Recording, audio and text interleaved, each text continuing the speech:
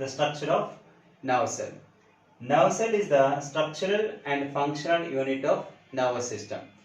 And what are the parts present in the nerve cell and what are its functions? We will go through one by one.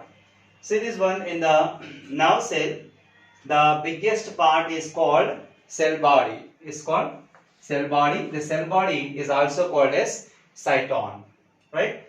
And the cell body which containing a prominent nucleus. A prominent nucleus is present at the center of the cell body, and around the nucleus we can find a fluid material is nothing but cytoplasm. The cytoplasm, inside the cytoplasm we can find some color particles are here it is. These color particles are called Nissl granules. Nissl granules. And we know that usually nucleus is the brain of the cell because all the functions of the cell is controlled by nucleus. And this nucleus is getting nutrients from the Nissl granules. Nissl granules are provided nutrients for the proper functioning of the nucleus. Later, when you observe the edges of the cell body, the edges of the cell body is providing some finger-like projections. These finger-like projections are called dendrites. Finger-like projections are called dendrites. These dendrites are help to receive the information from neighboring nerve cells. Right? Later, when you observe the bottom of the nerve cell or the cell body, one of the dendrite is growing a little longer. This is called axon. This is called axon.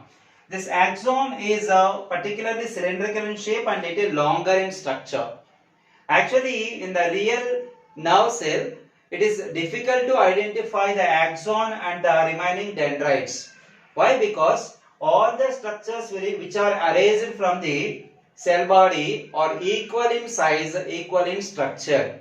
But there is a specific method to identify the axon with the different dendrites. That's nothing but myelin sheath. Some of the dendrites which are provided by a sheath, it is a fatty layer. This fatty layer is called myelin sheath. The myelin sheath covered axons are called myelinated axons. Some axons are not covered by myelin sheath, those are called non-myelinated axons. And what is the function of this myelin sheath? While information is passing through the axon, the myelin sheath is protecting the axon and it is preventing the escaping of information while it is passing through the axon. That is the main function of the myelin sheath. And when you observe the myelin sheath, it is not continuously cover the axon. It is left some spaces having some regular intervals. These regular intervals are identified by a scientist whose name is Ranvier. On the name of the scientist, we can call those regular intervals given in the myelin sheath are nodes of Ranvier. Nodes of Ranvier, right? And when you observe that the end part of the axon, it is divided into some branches.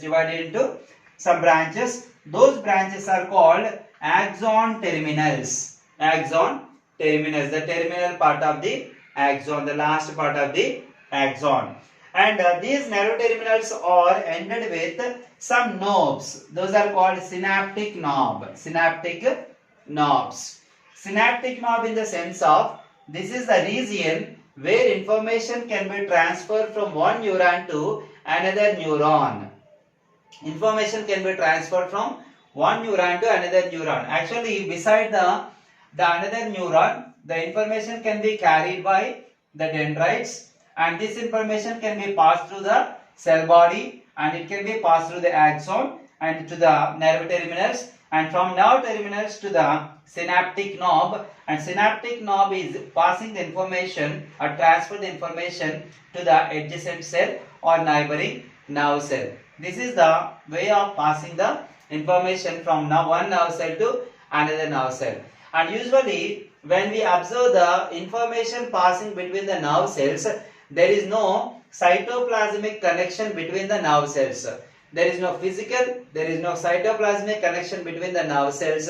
The nerve cells, dendrites or not directly contacted with the dendrites of another nerve cell, and these synaptic knobs also not having the contact with the another nerve cell dendrites or synaptic knobs.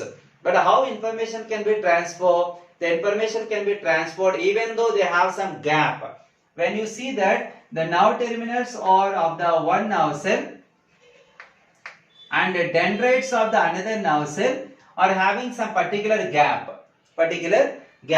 Even though there is a gap between the nerve terminals and the dendrites of the neighboring nerve cell, the information can be passed easily from one nerve cell to another nerve cell.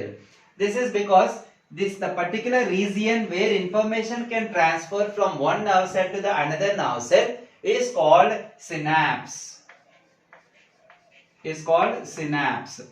Where information is transferred from one nerve cell to another nerve cell is called synapse.